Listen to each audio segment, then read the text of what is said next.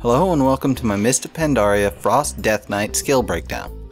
In this video I'm going to try to explain the active and passive spells of a Frost Death Knight as implemented in the Mist Beta. Now remember, Beta is beta and is subject to major changes at any time. In the background, my DK will be going through the rotation described later in the video. I haven't spent too much time in front of the target dummies, so as always, the rotation is not up to par and could use some work. Up on the screen are tooltips of the main spells and effects of a Frost Death Knight taken directly from the beta client. These will not be up throughout the explanation, but feel free to pause the video to read through them. First, Frost Presence has changed from its previous incarnation, and now reduces the cost of Frost Strike by 15 runic power, reduces the duration of crowd control by 20%, and increases runic power generation by 20%. The next two passives are only activated one at a time, depending on if you have a two-handed weapon equipped or if you're dual wielding. If you have a two-hander equipped, your auto attacks deal an additional 10% damage and generate 15 runic power. If you are dual wielding, Death Strike, Frost Strike, Plague Strike, and Obliterate will also deal damage with your offhand weapon. Frost Strike's damage is increased by 50% and your offhand weapon's damage is increased by 60%. The next passive is your Talented Rune Regeneration effect. You have a choice of 3 different effects that regenerate runes whenever you use your spec's main runic power damaging spell. I've chosen Runic Empowerment for this video, which causes Frost Strike, Rune Strike, and Death Coil to have a 45% chance to activate a random fully depleted rune. This basically means that whenever I Frost Strike and I have both runes of a single type on cooldown, I will randomly regenerate the second while the first is still on cooldown. Killing Machine is still the same effect as before and grants your auto attacks a chance to cause your next Obliterate or Frost Strike to have a 100% crit chance. Rhyme also stays the same, giving Obliterate a 45% chance to cause your next Howling Blast or Icy Touch to consume no runes.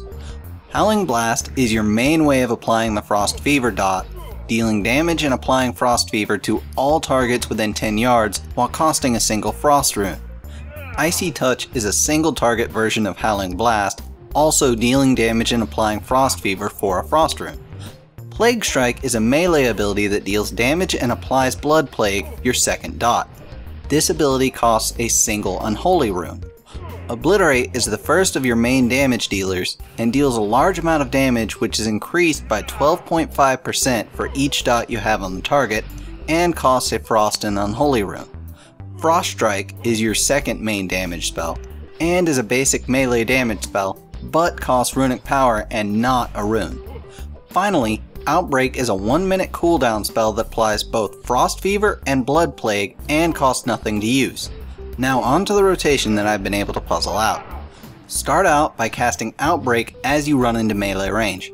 Once there, cast Obliterate 3 times. Wait a moment after each cast, as Death Knights are resource limited and as such do not lose DPS as long as the set of runes is on cooldown. Once all of your runes are on cooldown, cast Frost Strike a couple of times while they regenerate, waiting a moment after each cast as you did for Obliterate. Make sure to cast Howling Blast whenever you have the Rhyme buff.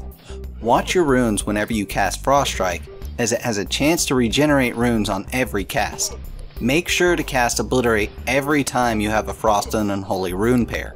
Now, if you find yourself with a lot of runic power, don't be afraid to intersperse Frost Strikes in between Obliterates as long as you have at least one rune of each type on cooldown. Finally, make sure to keep both dots up at all times, and as long as you pop Outbreak whenever it's off cooldown, you should only be casting Plague Strike about once per minute. Rhyme procs should allow you to keep Frost Fever up at no cost. Now, to be clear, Frost Death Knights do not have a set rotation after the first few seconds of a fight. It's all about your priority. Basically, in order of importance, keep your diseases up at all times, cast Obliterate if you do not have max runic power, cast Howling Blast when you have Rhyme, and cast Frost Strike if you have nothing else better to do. Overall, Frost Death Knights haven't changed all that much from Cataclysm. They're still bound by resources rather than cast times or the global cooldown, so it feels slower than most specs. But that moment when your procs line up and everything falls into place definitely makes it worth it. Please thumbs up if you liked this video, and subscribe to my channel to be notified when I release more content. My name is VorpalStick, and this has been my Frost Death Knight skill breakdown.